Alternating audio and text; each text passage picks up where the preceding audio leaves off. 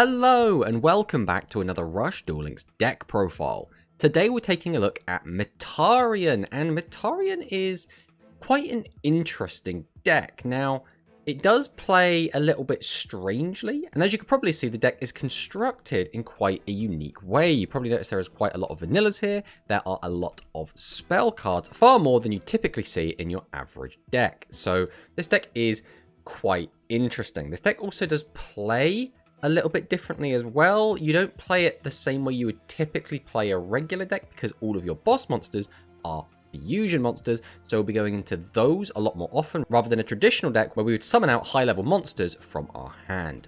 But this deck has been performing exceptionally well. We have just had UO release, which means we have got some actual Metarion skills, but even before UO released and before we actually got skills for this deck was still seeing decent results and had already won a tournament, which just goes to show how powerful a deck is if even without a decent skill, it is still able to win an event.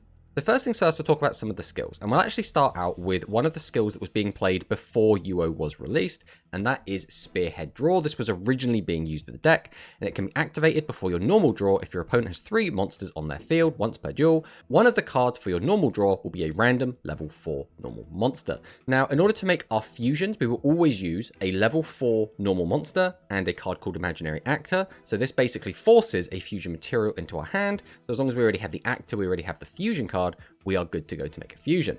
So this was seeing play. Now, another skill that has also been seeing some play is Fusion Deal, which is quite simply once per duel, set 1 fusion from your hand to your spell and trap card zone and draw 1 card. This is just a nice +1. This is basically Hammer Crush Deal, but for fusion. So we'll be running 3 fusion anyway, so if we do find one of those, once per duel, we just get a free draw. That is basically a fine skill. There's nothing crazy about the skill. The main actual benefit of this is it doesn't have any restrictions. This doesn't lock us into using anything specific. And Fusion Deal very specifically was being used so that we could play cards outside of the Metarion archetype, and the card that did see play was the Ancient Gear Golem. So then we get to the skill that we've been using, and this is Metarion Script. This feels like it's designed to be the primary skill that Metarion are supposed to use, as it is a multi-choice skill, but can be activated on turn 2 onward if all of the monsters in your constructed deck are light attribute monsters with 500 defense. Now, this doesn't lock us into just Metarions, but this is not a large pool of cards. We can send 1 Imaginary Actor or Monster Reincarnation from our deck to the graveyard, each card once per duel. So what this basically means is we can throw Imaginary Actor into the graveyard, which is a normal monster and half of our material for a fusion, if we have access to Star Restart, because then we can use it to get Imaginary Actor back onto our field and then go into a fusion. Or we can put Monster Reincarnation into the graveyard, because then we can use the Imaginary Reactor, which we'll talk about in a little bit, to use its effect to draw 2 cards. So effectively, this skill says that if we have Imaginary Reactor in our hand, which we'll be running 3 copies, we get to Pot of Greed 1 time, which is really strong for a skill. Just being able to basically give you a +2 is really, really good. But the other effect is we can send 1 card from our hand to the graveyard to add 1 Imaginary Arc Turbo from your deck or graveyard to your hand. This turn, your opponent takes no battle damage from battles involving your monsters with 4,300 or more attack. Now, Imaginary Arc Turbo isn't the best card in the world, but there are some really good uses for this card, especially in this meta against specific threats, and specifically for this deck, because it's a really good way to empty your hand. We'll get into that a little bit later. What we need to know about this card for now is that if we summon out our fusion monsters, all of our Metarion fusions have 2,800 attack. So if we do get the 1,000 boost on top of the 500 boost, that's 15. That puts us up to 43, which means we won't be able to inflict any damage. So that is one thing to take note of. But let's get into the rest of the deck. So what better place to start than the fusions? And all of our fusions are cyborg type, which means they won't be able to be negatively or positively affected by any card that requires a specific type, unless it specifically mentions cyborg. But this is made using Imaginary Actor and Magic Juggler. Magic Juggler being our Spellcaster Metarion main deck monster, I suppose we'll call it. And Imaginary Actor, this is basically a key piece of the deck. All of our fusions do require this card. But we can place 1 card from your graveyard on the bottom of your deck. Now, notably, this is any card, so we can just put like spells, traps, monsters, legend spells, whatever we want, but notably, it does go to the bottom, so if we want access to it, we're going to have to like shuffle our deck at some point. Then we can either shuffle up to 3 monsters from your opponent's graveyard into the deck. Now, this can be really good in some matchups. For example, against Metarion themselves, you can put back some of their fusion material back into the deck. against machines. We can get rid of some of the machines, so Innovator can't boost up. There are a lot of ways that we can use this to mess with our opponent's graveyard. Spellcasters is another big one. They really want to use Sorcerer to get Seven's Road, Magician, and Witch out of the graveyard, so we just put those back into the deck. That makes it harder for them. But the other effect is we can shuffle up to 2 face-up Spellcaster type monsters from your opponent's field into the deck. So if your opponent does have Spellcasters, we can just basically spin 2 of them, which is really, really strong. That is non-destruction, so it gets through just about anything. You could use this on a Spellcaster maximum monster if one existed. It's a really, really cool effect, but obviously your opponent does have to have Spellcaster monsters. Then we have Metarion Laden Star, and this is our dinosaur monster made using Galactica, which again is just a dinosaur Metarion card. We can send 1 card from our hand to the graveyard. Now this is quite steep. We don't really want to give up a card from our hand, but the monster's effect is pretty good. We can make 1 face-up monster on your opponent's field lose 1500 attack defense till the end of this turn. Notably, weaken it by 15 means this will now be able to crash with 43s, so we'll be able to clear even the biggest cards. Any maximum will just fall over to this, except the Worm Maximum Excavator, because obviously that thing can get a lot bigger, but it can also be over a Cyber End Dragon, so that is something to take note of. Or, all face-up dinosaur type monsters on your opponent's field lose 2000 attack and defense until the end of this turn. So again, really, really good. Again, if your opponent's only playing dinosaurs. But I will say, of all of the anti-specific type effects, I do feel like Laden Stars does feel the least impactful. Then we're going to talk about Metarion Vitristar, and this, in my opinion, is the second best of these cards. Made using Serpainter, which is our Dragon Metarion card. Requirement none, so whereas one had us discarding a card and one had us recycling a card, this just no requirement. We can choose 1 monster in your opponent's field, change it to face-up attack position or face-down defense. Now that face-down defense is quite important. There will be some situations where we'll be able to make use of that, which we'll talk about in a minute, but if we're not using this skill and we weren't locked in, we can use this in combination with Harvey to potentially pop a monster, which can be really, really good. Or we can destroy dragon-type monsters on your opponent's field up to the number of face-up cyborg-type monsters on your field. So this is going to be 1 pop on a dragon, sometimes 2. And finally, in my opinion, the most impressive and powerful of all the Metarion cards, this is Ashura Star, made using Sword Dancer, which is our Warrior Metarion card. So we can send the top card of a deck to the graveyard, so milling is always going to be good.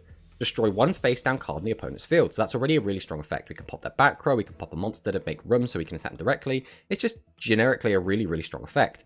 But the other effect is that 1 face-up cyborg-type monster on your field, so it's almost always going to be itself, gains attack equal to the total attack of all face-up warrior-type monsters on your opponent's field until the end of this turn. So this is really, really good. There's a lot of really good warrior decks going around, Elemental Hero being the most prevalent right now. So if your opponent just makes a board of Elemental Heroes, we just get to absorb all of that attack, make 1 giant guy, and slam into our opponent with a ridiculous amount of attack.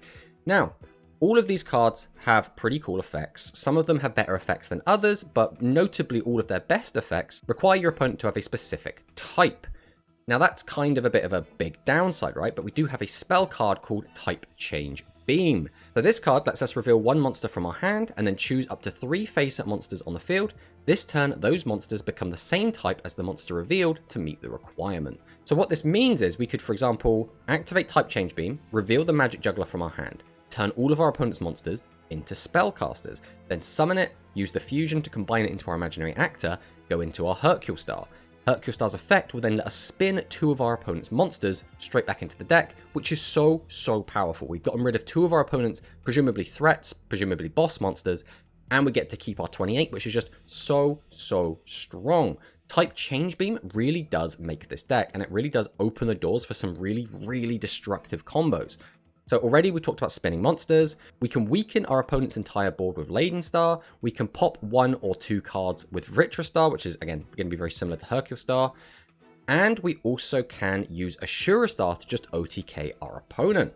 So Ashura Star gains the attack of all of your opponent's attack position monsters. So most commonly, you'll be playing against, let's say, Cyber Dragon. They'll have maybe a Cyber Twin, a Cyber Dragon, and then like a 1500 Beta, for example. If we add all those up, that's going to be 49, 50, 64 attack. So we're just going to absorb that 64 attack. So we will immediately jump up to 9,200 attack over that 1,500 attack monster, and lethal our opponent.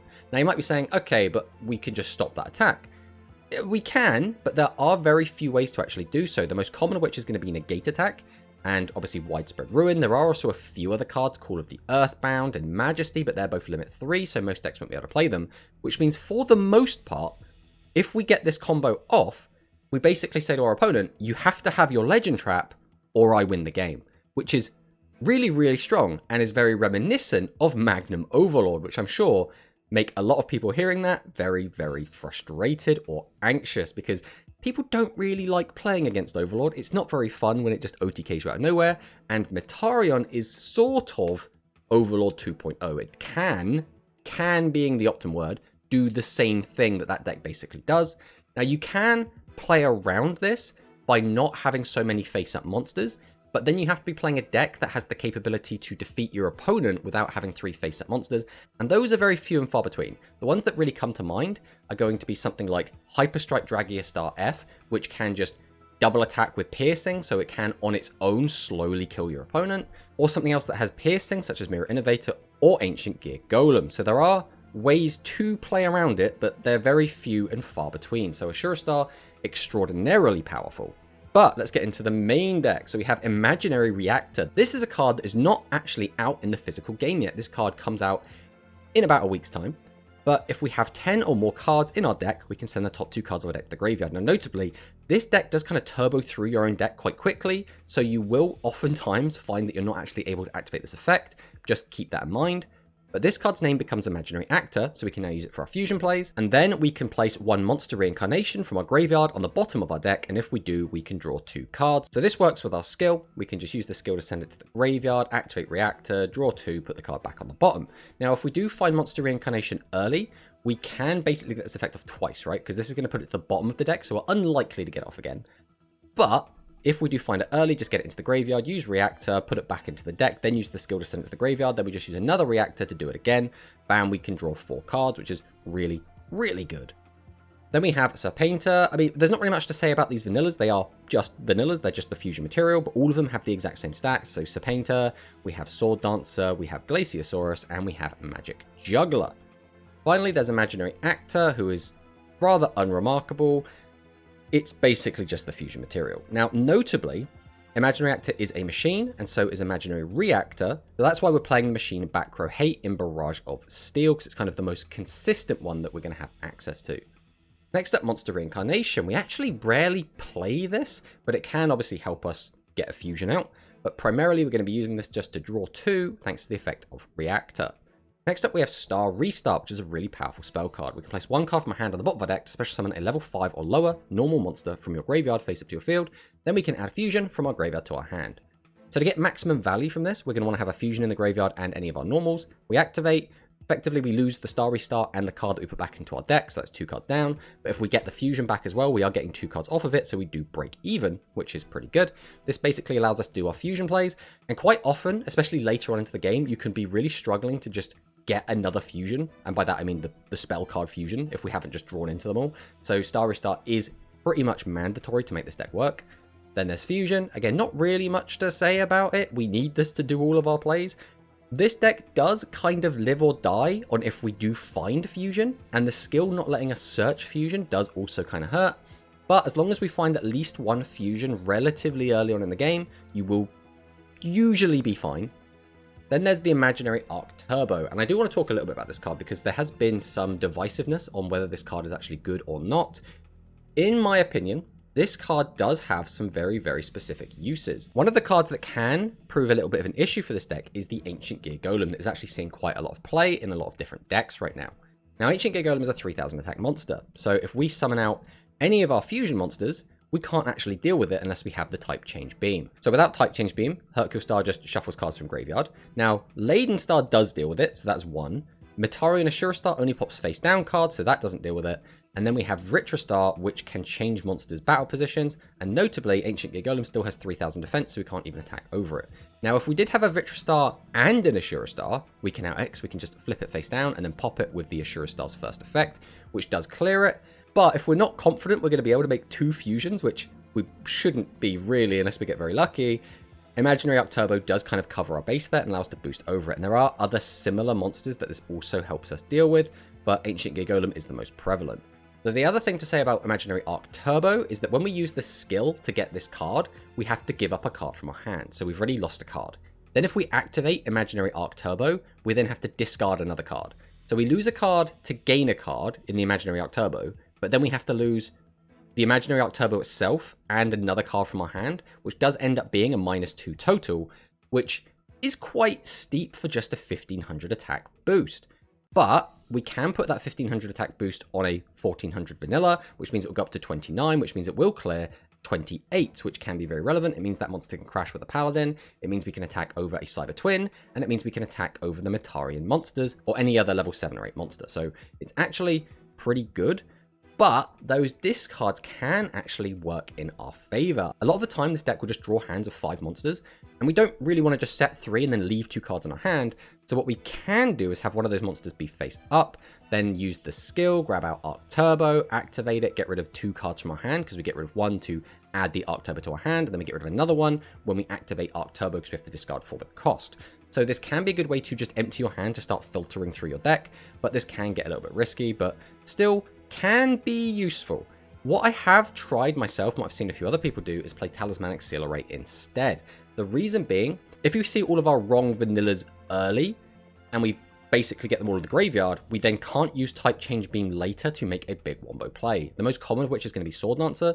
If we find all of our Sword Dancers early, and they just all end up in the graveyard because we had to, otherwise we'd just get attacked to death, then we can't do the Metarion Assura Star OTK play by changing all our opponent's monsters to warrior and then absorbing all of their attack. So by using something like Talismanic Seal Array, we can put them back into our deck and draw them out later. This will also refill our deck, so we'll select a deck out, and it will also sometimes turn on Imaginary Reactor again.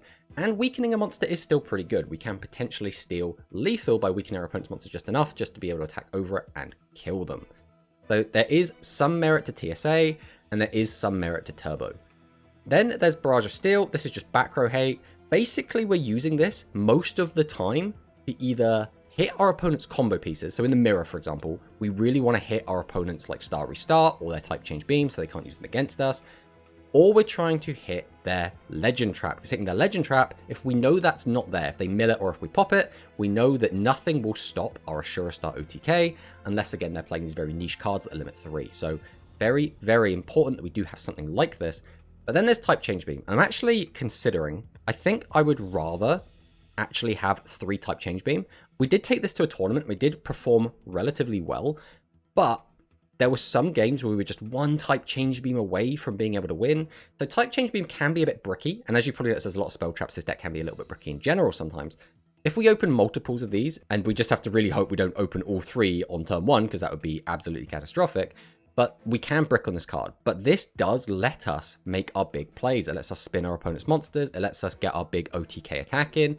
And it lets us pop monsters on the field. So it's very, very important. And it kind of brings the whole deck together. And it does allow you to play this very toxic, very OTK style of deck. So seeing it as often as possible is always going to be really important. Then we have the negate attack. Again, there is some argument for Widespread Ruin now. I don't really think there's much of an argument for Trap Hole at the moment, outside of maybe just countering exactly Ancient Gear Golem. Negate Attack still seems the best card in my opinion, so that's why we're still running it. And Buffered Slime, I keep seeing people say that Buffered Slime is bad now because there's lots of level 9 monsters going around, even in the Metarion deck. And that is true to an extent. But there will be situations where your opponent can't just OTK you. For example, if my opponent is going very defensive, what I will do is I will make an Assura Star, try and get 2 other monsters on the field, whether those be a Vritra Star or any other fusion, and then just a vanilla, because we can't get out 3 fusions in this deck, that's just not possible. Then I will pop one of their monsters, attack both the other monsters, and then at some point, a vanilla has to declare the attack. And when the vanilla's attack is declared, Buffered Slime can be activated, and notably, this card stops all damage for the turn after a level 8 or lower monster has declared an attack. So if the last attack I make, which is going to be a direct attack, is the Sword Dancer, this will still stop us from taking damage. And if the first attack I make is like a Sword Dancer attack on a face-down monster, they can still flip over the Buffered Slime and prevent the direct attack from a fusion monster, even though it is above level 8. That is something to take note of. A lot of people do forget about that. Buffered Slime is still really good, even against this deck, even though it doesn't work all the time, and realistically, it's not as strong as it was, but it's still really, really good, especially against a lot of the other meta threats right now, such as Cyber Dragon. But we've talked a lot about how this deck plays already, and this is already going to be quite a long deck breakdown, just because it is quite intricate, I suppose. Realistically, the deck isn't actually that complicated to play. Now, the only time you'll actually have decision points is going to be, do I want to make this fusion or this fusion? And then do I want to use this fusion's effect or this fusion's effect? And those are decision points.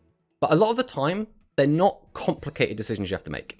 If you, for example, just have the Ashura Star, you have the type change beam, you have the fusion, you have everything you need, it writes itself, right? You summon the Ashura Star, use the type change beam, make its attack 1,000,000, slam into your opponent and kill them, right?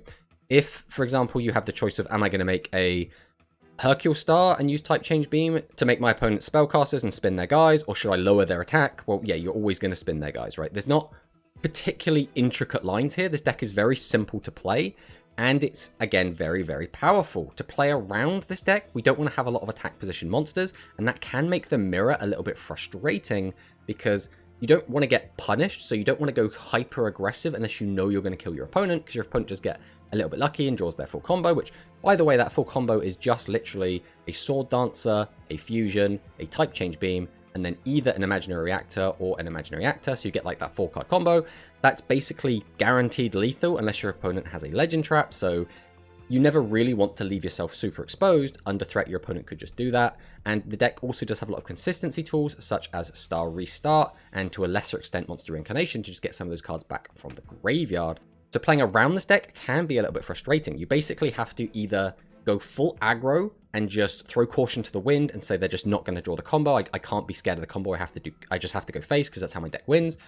Or you have to play a very slow, methodical game as if you're playing against, for example, Royal Rebels, which will punish you for summoning out a load of attack position monsters, which can lead to, again, frustrating game states. But again, there are very few decks that can actually win from that position with only having one face-up monster, so not many decks will even have that option. But the deck it's relatively fun. I do not think this is going to be a healthy deck for the metagame. I think, realistically, when you play against this deck, you have to pretend you're playing against both Overlord and Royal Rebels.